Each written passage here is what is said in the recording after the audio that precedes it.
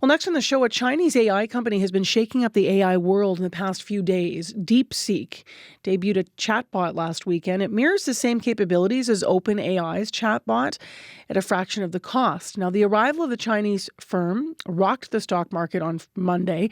It also created questions, though, and concerns about privacy, data security, and intellectual property in the AI space. For more on the story, we have Carmi Levy with us, tech analyst and journalist. Good morning to you.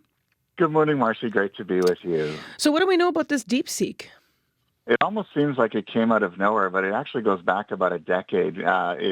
Chinese citizen by the name of Liang Wenfeng. He's a hedge fund manager, and as you know, hedge fund managers they live and die on their quantitative models, essentially sophisticated software that uses artificial intelligence, machine learning to, really understand when to buy, when to sell, get insight into behaviors of companies. And so he'd been using AI and machine learning extensively to scale up his models, make them better.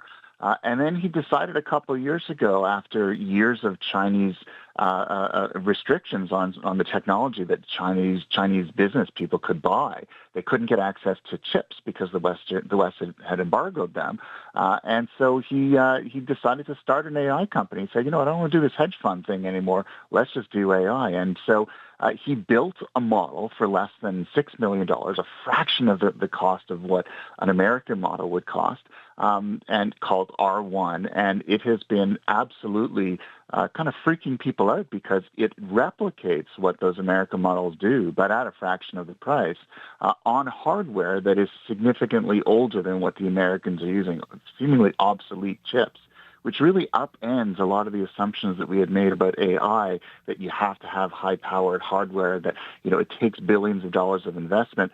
No, in fact, he just did it on the cheap, and he created a model that costs 1/10 as much to run as an equivalent American model, and by benchmark testing that we've seen thus far, actually does a better job.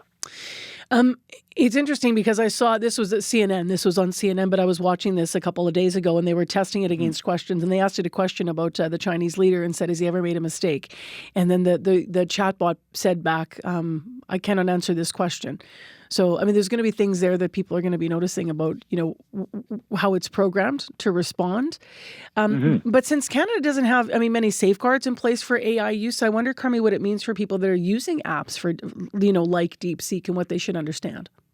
It means that they should be going into it with their eyes open. And you can download the app from the Apple or Google App Store right now, but I would caution you to sort of pause and think about what you're doing before you do so, because we've talked previously about TikTok and concerns around that because of its Chinese ownership and that it's collecting data. Well, that's just an app that we use to watch videos. This is an app that is an AI model, and so the footprint of data that's collected, where it goes, and how it's being used, much larger.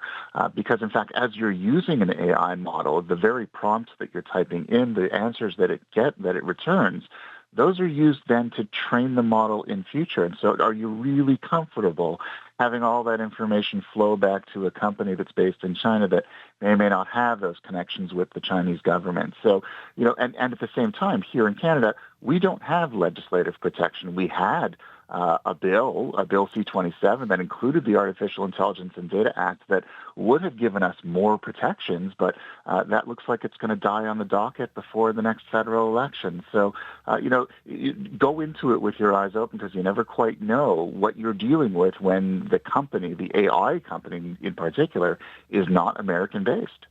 It's interesting because you were talking about how this sort of, caused a stir, especially because it's been around for a long time, and the guy did it, as you put, on the cheap and created this, and yet it's, finding this success, and, everyone thought it, needed all this infrastructure. But what about the long game? Do you think that DeepSeek's rise could actually challenge U.S. tech companies in the long run?